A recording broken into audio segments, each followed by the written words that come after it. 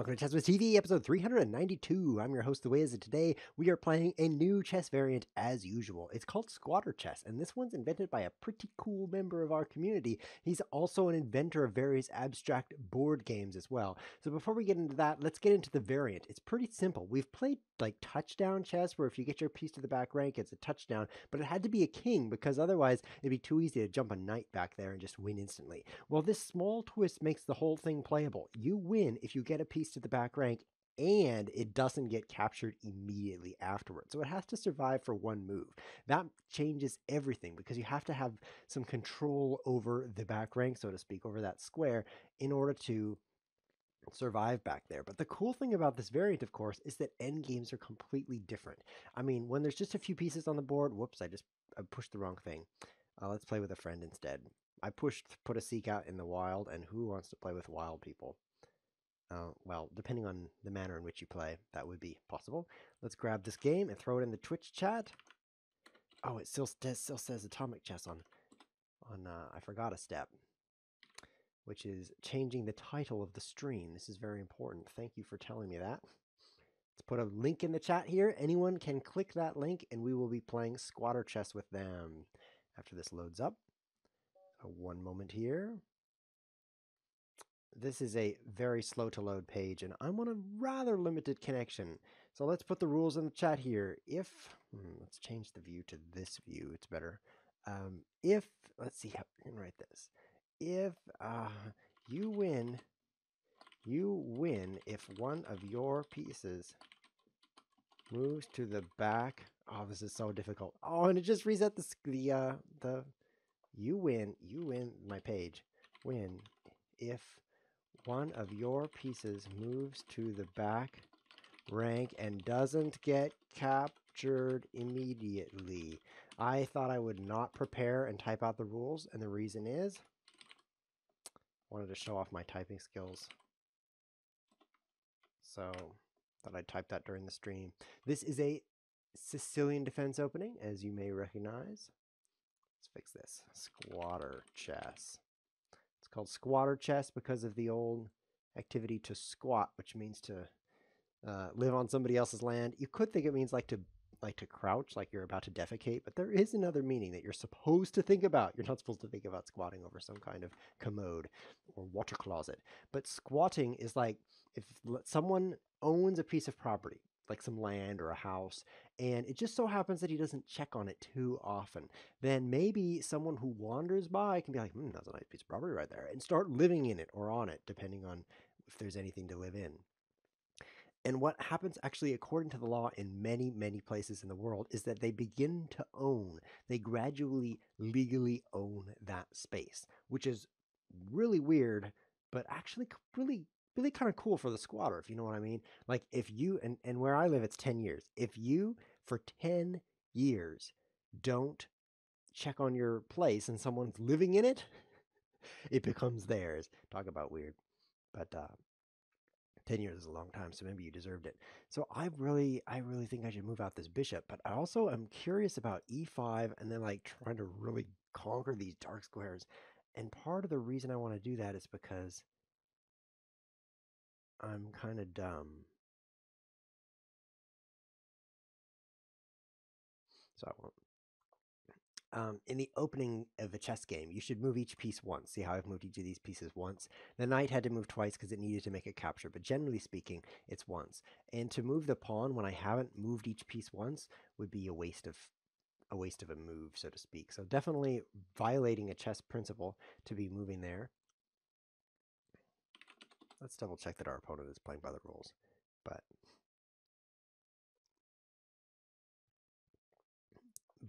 it would be so fun to do. Now maybe I'll see. He's played a6, so now I can't play over there. So the whole fun of it is ruined. Now I've moved each piece once. The last piece would be the rook f1, because castling does not always mean that the rook has moved, if you know what I mean, because it didn't get a choice over its move. It's like, here I am in a place that's different, but it might not be a place that's good. So you do get one more chance to move. But actually, in this case, it's a place that's great because I've moved this f-pawn up, so it's got some extra space. So what do you think about f5, just tearing open this position? Wouldn't that be cool? I don't have any time on my clock, so let's do it and then think about it. He has 4 attackers. I have a fewer defenders. That's not good. Oh, it's a good thing he's just letting me fork him. Isn't that good? That's really great, guys. He's letting me fork him. Because if it wasn't for that, he could have just taken that for free, which would have been significantly worse for me. I think I'll take this. Then I'll take this. Then I'll take this. Oh, I just love taking things. This is fantastic. So I'm attacking his queen. Meanwhile, I can check him and then take his rook with my checking piece. Let me check that out. Oh, I also want to pin his queen to his king. Almost said skewer because it's just so fun, but it's not a skewer. Unfortunately, he would take that bishop for free, so I guess I won't do that. But look at all this free stuff I'm getting. Now I just need to win in squatter chess, which is something slightly different. If I can move a piece to the back rank and not have it captured on that turn. So let's see, how can I do that?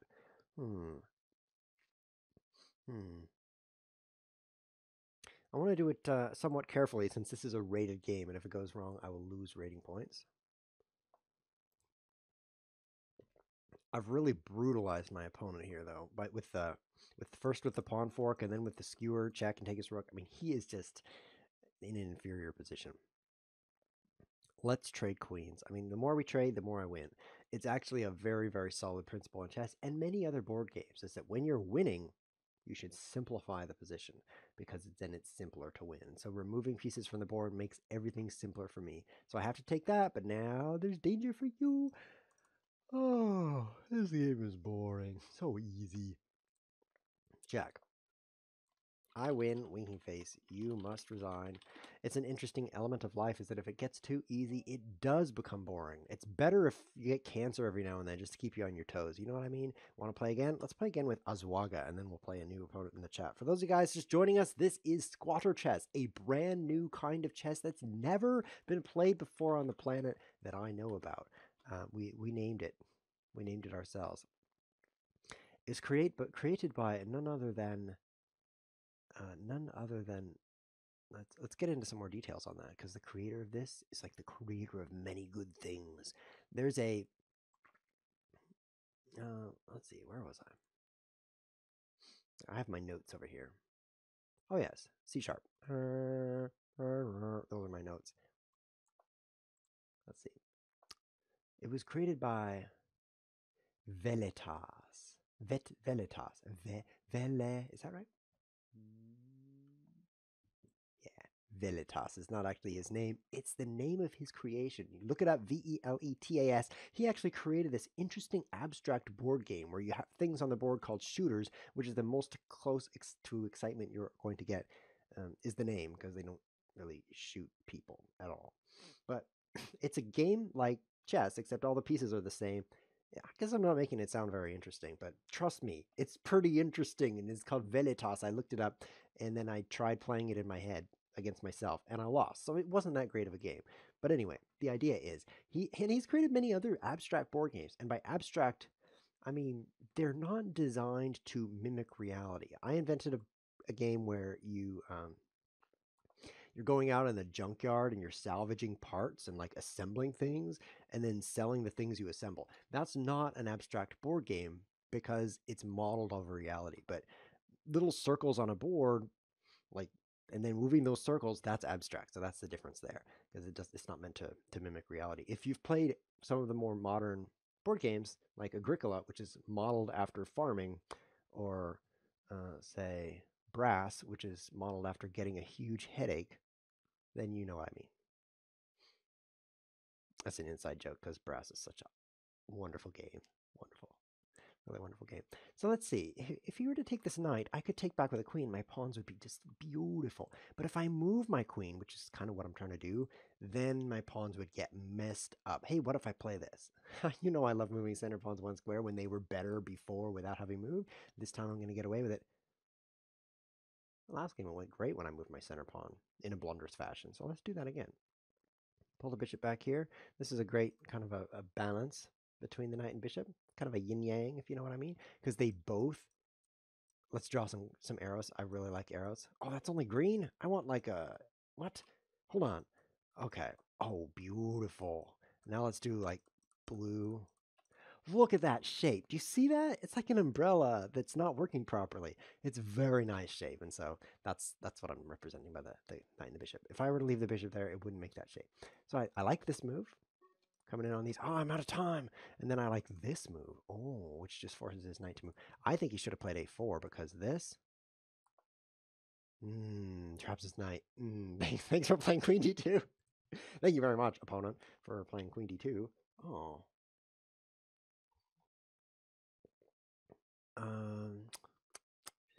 I'll start with this, which defends that. See, this is pretty clever. This is cleverness to the extreme. Did you see the bishops discovering each other? Like, whoa, you're a bishop. So that was an interesting twist.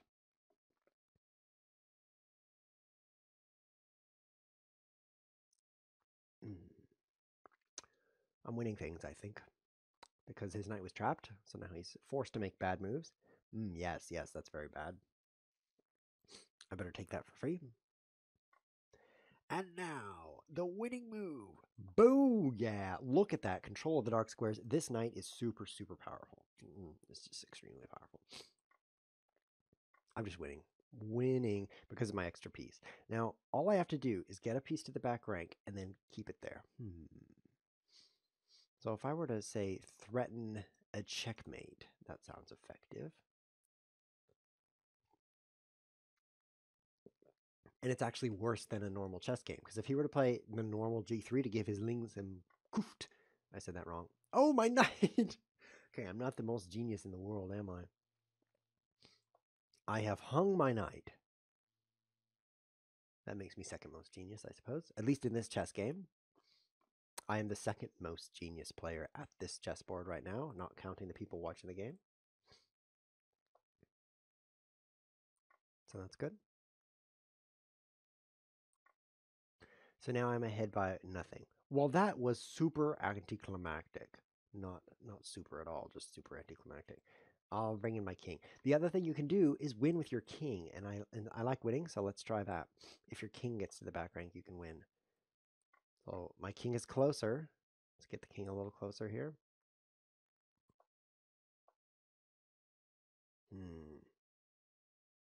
Like the square. We're looking at an endgame here where I'm no longer ahead. Very disappointing. But now I have this move. Oh, never mind. He got away. Okay, keep advancing the king, but then he checks me. Can't get much out of that.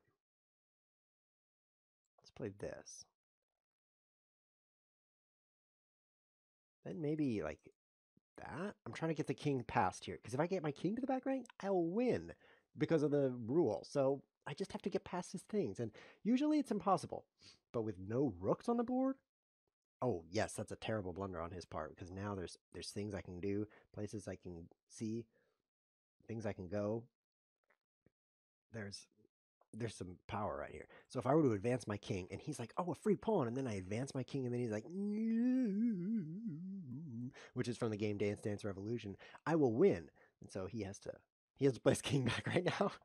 And now he's hosed. So this is pretty fun. Let's play here. And now I can win. Assuming that he will properly resign as my king advances. He needed to play king c1, and then I should probably not get into a super losing position in case he doesn't resign. He resigns. Okay, fantastic. So he needed to play his king to c1, which would then be covering these three squares so his bishop could go do things. But I do think I've got a pretty powerful position. So because I do have a bishop on the dark squares, right? So eventually I could push here, then I could bring the bishop in here, attacking this pawn, and if it moves, then I've got the check. Ooh, that's really becoming powerful. Oh, that was fun. Okay, so let's find a new opponent. Thank you, Azwaga, for losing to me twice, making me look good. I really appreciate that.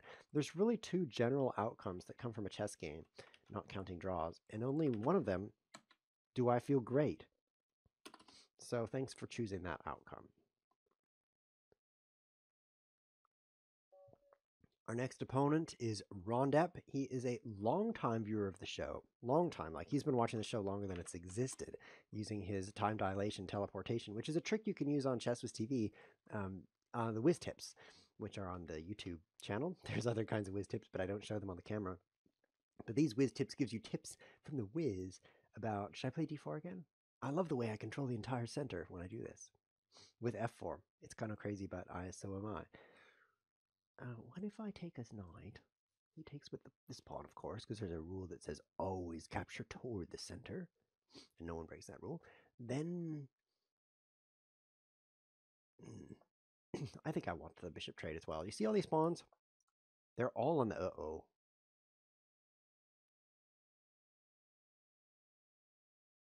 Well, this is going to be interesting. I wonder if I will lose a piece for nothing. Maybe I'm okay.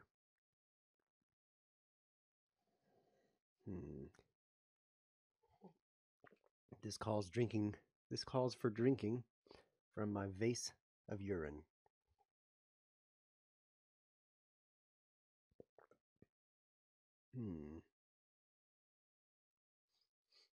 Yeah, I didn't lose a piece. What a strange outcome. Take with this, require, and then, oh, I could take with a pawn. Oh, no, I can't. Oh, if I make that illegal move, I'll be so cheating. Yeah, that's pinned to the king. If it were to move, it would cause a move of illegality. So I think the knight doesn't have a lot of great places, but it has one, and you really only need one great place, if you know what I mean. Just like when you're squatting. Just find one great place, squat for 10 years, and you're done. So I've got to give a shout out to the viewers who are joining us from Board Game Geek. Board Game Geek is a wonderful place. And I don't know why you play Brass, because Brass is horrible. I'm just kidding. Brass is one of my favorite games. You should look it up, but don't play it because it takes a long time. Let's see. That's enough Brass jokes. Actually, Brass is wonderful, so I'll stop saying that. It's a game where let me give you an idea, since I just love talking about Brass. Let me give you an idea of how a turn might go in Brass. So first of all, you're all sitting around a table. This is a board game, right? And you're looking at the board for about 5 minutes, and then one of the players looks up and says, "Steve, it's your turn." And Steve is like, "What? No, it's your turn." So that's how the game starts. It's like no one knows whose turn it is. So then, because this turn order is not like clockwise, it's whoever spent the most money in the previous round. Or is it the least? No one can remember whether it's the most or the least, and that's another thing that everyone gets wrong. I have to move my knight. Should I go here or here? Or here? Oh, yeah, I move like a cook. That's actually a thing. I'll go here. Oh, that wasn't my smartest. It's tied for smartest, though. I'll go this way. This is fun. So after you figured out whose turn it is, then the person whose turn it is thinks and thinks and thinks. It's one of those games that's known as a brain burner, which means you put your brain on the stove, turn on the stove, and that's about what it feels like to play this game. And then after a long time, he's like, okay, I've got my move. I'm going to buy a cotton mill, and he puts his cotton mill on the board. And then an opponent says, you can't do that. You can't get coal to that location. And he's like, you're right, never mind. Because he was going to buy coal from the distant market, but he can't do that. So then he's another 5 minutes thinking. And then he's like, okay, so I'm going to build a coal mine. And then he puts down the coal mine and he says, okay, and now I'm going, I don't have enough money for the coal mine. It is so difficult to make a legal move. Should I just trade knights? Yeah. No, I should check him. I really, really want to check him because it kind of gives me a little dopamine rush when I check my opponent. I resisted it this time. I kind of also want to mess up his pawn super bad, so I'm losing this pawn for nothing as a strategic decision. This isn't very good. Let's play this. I know it's like on the same color as his thing, and so it's really bad for my bishop to have everything blocking it like that. But on the other hand, it looks cool. So what are you gonna do? You're gonna go with cool every time.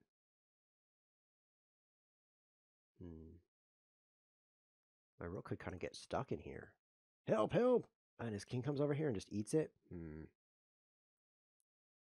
This is gonna be pretty funny. Like, oh hi, I'm in your house, squatting for a while, but don't mind the smell. And I'll go here. Yeah, I'll go here. And maybe it's too late now. No, I'm not the geniusest. This isn't very going well. If I had played h4, then I would trap his pawn on a light square, which, I could do that now. Trap his pawn on a light square. Yeah, let's just do one square, because now it's less committal, if you know what I mean. So I'll put my bishop like this, which will cause him some angst. which actually is the idea. The world is so strange because you'd think like everyone should try to feel better because we're on the planet, but actually half of us are trying to make the rest of us feel worse. Oh, my clock. Oh, I had half a second for that move, but no worries. I'm getting more time so that I can constantly have more angst. Let's play this, I guess. What is happening? Oh, he wins! Frown face! I have to resign. Oh, I'll propose a take back. Let's see if he'll give me a take back instead. Um, I forgot about the rule. You know what I mean? Where if you move your piece to the back rank and it doesn't get captured immediately, then you win. That was a pretty cool move of his, but I'm going to cheat and just take that move back so he doesn't do it. Keep in mind now, guys. Keep in mind, don't forget, if you move one of your pieces to the back rank and it doesn't get captured immediately, then you win. Let's add him some time too. Maybe he'll like get the hint and give me some time to my clock. That'd be really nice. For those of you who are visiting from Board Game Geek, I have to tell you that through the ages, A New Story of Civilization is as good as they say. It really is. I played it yesterday. It only took like 12 hours. It's really, really fun. So I recommend that game for sure. In fact, now it's out on iOS, which is fun as well. I purchased the app for $10, which is amazingly it's amazing for me because I'm super frugal, like most nerds. So I play this, the bishop moves, and then I could take this with check. That's pretty fun. But if I play this, he could actually play rook c8, and then if I take this, he could play rook c1 and win using that horrible ruse. So what if I check him instead? Yeah, there's that dopamine rush.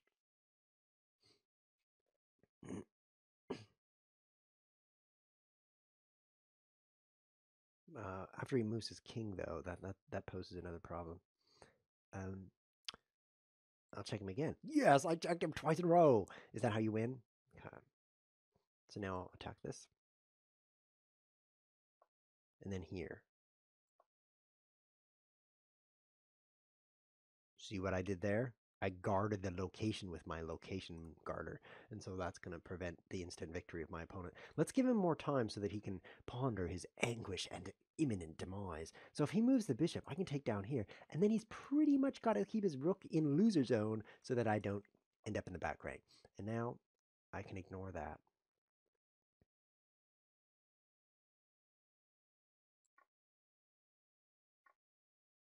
And now I'm threatening to win. And I will win. How will I win? I have to guard this. This is very interesting, you see. If I were to move this direction, then he could check me and come back here and prevent my instant victory. But by not moving to the C file, he cannot do that. You see? That was a pun. So now I go here, and once again I'm guarding this. And then I move to the brilliant G1. Guys, this is the brilliancy of squatter chess. He has to kill himself so that I... Yeah, see? See? He killed himself. So his next check moves where a pawn can take it. I didn't actually notice that. I didn't notice a pawn could take the square. What I was thinking in my brilliant, half blind, half crazed mind was that I would play King G1 brilliantly, which instead of taking the free rook, right? Because then he can't come down here and he can't stop Rook A8. He could move his rook here, and then I would play Rook A8, and then he would check me, but I would have left my rook on the back rank for an extra move, so I would win. So it was great in my brain. It was great. It was better in my brain than in reality. That's typical for people like me. Some of you guys, you just live your lives and then maybe at the end of the day, you like dream about things that didn't happen. But for me, most of the things that happen for me are things that are in my brain and never really happened. During the day, that's the difference. Like during the day, I just think of things that aren't happening. I'm a weird kind of guy, actually. It's so strange when you're a child, you just think everything's normal and everyone, oh, my knight, and everyone does the same things as you. That's a lot of knight moves. Did you see that? Like this, and then like that. I wonder if this is good. It is good. It's just good for my opponent. But then when you grow up and you meet people who aren't yourself, yeah, I had a pretty sheltered childhood, I guess. You realize that, wow, not everyone's like my family. I'm sure you've had that revelation if you're not a kid. If you are, then you're just like, huh, my family's completely normal. Yeah, wait till you grow up. Just wait, man. Just wait till you grow up. I guess I shouldn't say that. Just wait, boy. There we go, because he's a kid, right? You'll discover there are certain quirks about your family that not everyone has, and that will be various levels of shocking. So I could check my opponent, and that would be so thrilling. Then after he plays this move, I will.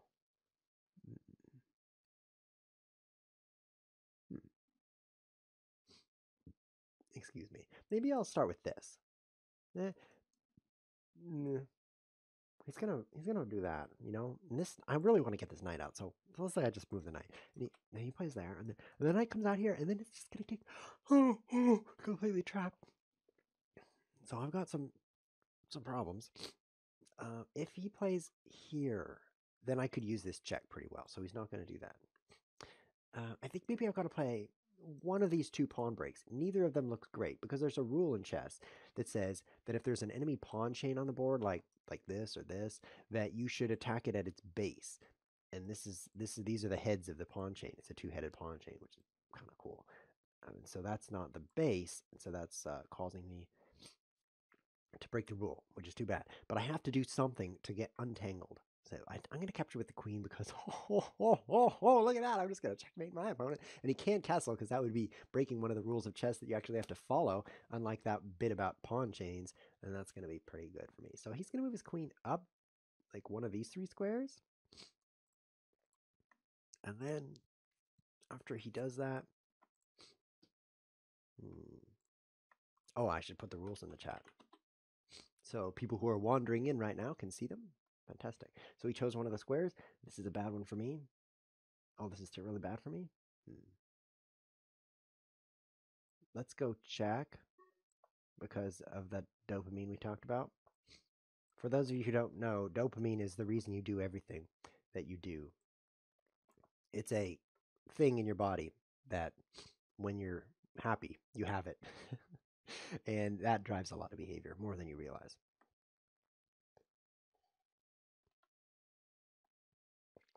Okay, I finally moved the knight. Knight a6. What comes next? Knight c7. And then what comes next? Knight e5. And then what comes next? I'm not going to play knight e5. That would hang things. He's getting a good position. This isn't very fair. I want a good position. Let's get in here. Let's get in here and... Uh-oh. Oh, no. He's proposing a take back. Perfect. Because I would like to save the pawn. So is there some reason he offered that take back besides the fact that this was stupid? I wonder. No, this is really bad for me. Oh, it's like hard candy in that it's bad for me. It's not like hard candy in many of the other ways, like tastes good. It's not that one, but the bad for me part is very realistic. I'm glad to be trading some rooks. When you don't have very much space, like you're cramped, like look at these knights, very cramped, then trading is very therapeutic because it gets some of the cramped things off the board. So I'm really glad that the pair of rooks came off. The other thing I can do, like if he plays this, is I can actually win because I've got some things down here. Oh, I can win right now. Oh nope, the bishop's on it. Never mind. Let's get some aggression going here.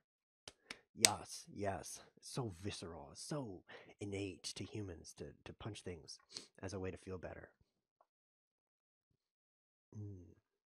Not enough people realize that. So I can't quite do the things I want to do.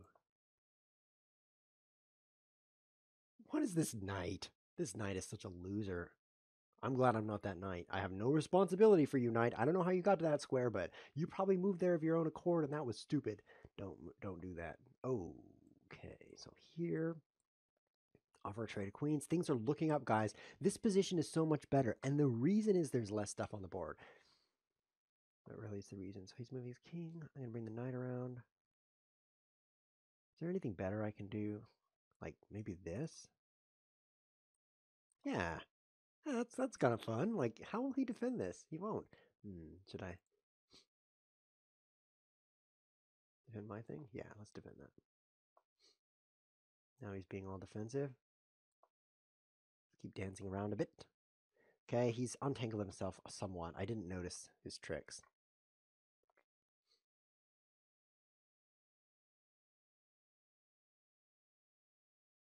I've got an idea though. Oh no, he's gonna come to the back rank. No, my idea was to go to the back rank, but it's way slower. So I have to do this. Yikes. I have to do this to guard that. That's embarrassing. Let's go here. Because I'm threatening this, and then booyah! Oh, Rondev, you just got owned in the face. I'm gonna give him a take back because he was so gracious last game, so I might as well be equally gracious. Might as well be that gracious. You know what I mean? You know what I mean. Because you're a human being who's gracious sometimes. I know it's like only on holidays after your in-laws leave, but still. Let's get the king out there. If I have the king, I'm gonna have everything I need.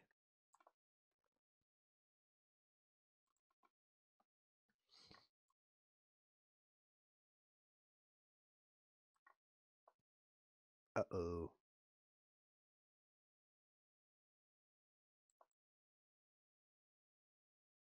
This is difficult. This is definitely a high stress situation for people that are playing this chess game. Look at this. I'm trying to do things, like promote this pawn. He's trying to do things. If he does things with his knight, like if he plays his pawn up and plays his knight here, I have to block, and then he comes here, and then he's 2 moves away from being there.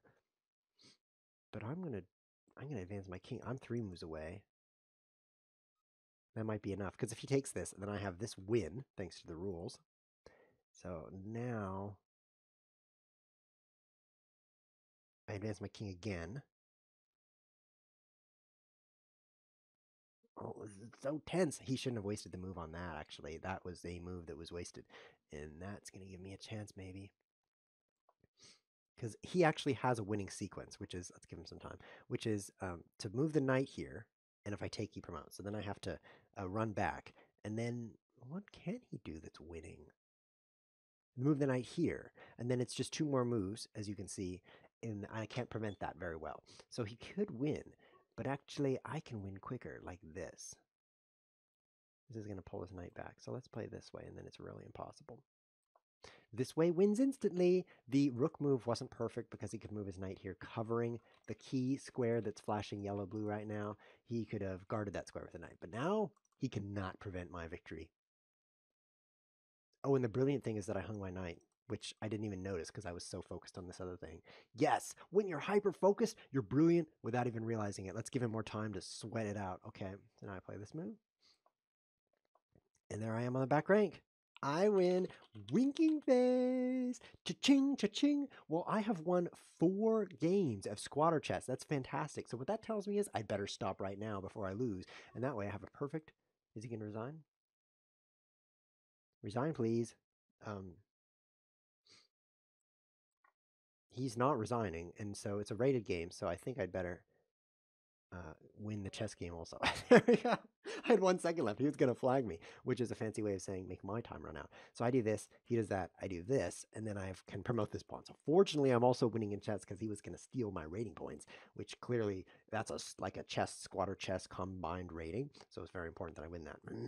Good game. So actually, we are going to stop the show because 4 wins in a row is so great. No, actually, it's because the show's about 30 minutes long, generally speaking. But take a look on the internet at Veletas, Veletas. That is a board game invented by the creator of Squatter Chess, who also created this game.